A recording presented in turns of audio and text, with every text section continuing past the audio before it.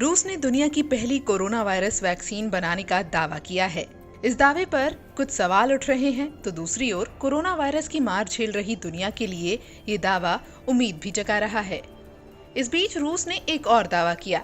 Russian news agency Sputnik के मुताबिक Russian direct investment fund के चीफ किरिल दामित्रिवे ने दावा किया कि 20 देशों ने वैक्सीन स्पुतनिक वी के लिए प्री ऑर्डर कर दिया है और उन्होंने वैक्सीन की करोड़ों डोज खरीदने में इंटरेस्ट दिखाया है।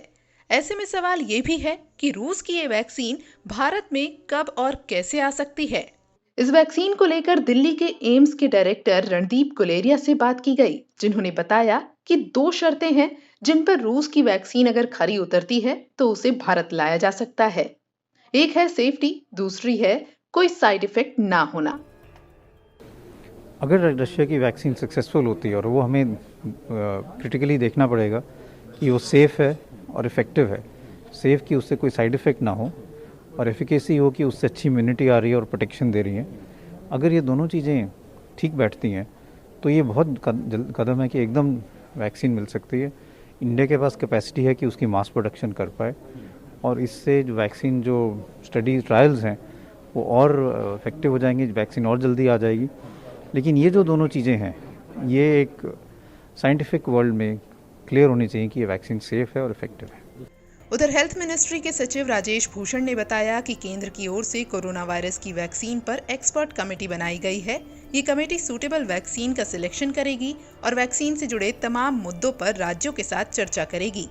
पहले तो ये निवेदन किया था कि एक एक्सपर्ट कमेटी है और उसकी मैंडेट क्या है, मैंने ये आपको बताया था। मैंडेट में वैक्सीन प्रोक्योरमेंट भी मैंडेट का हिस्सा है।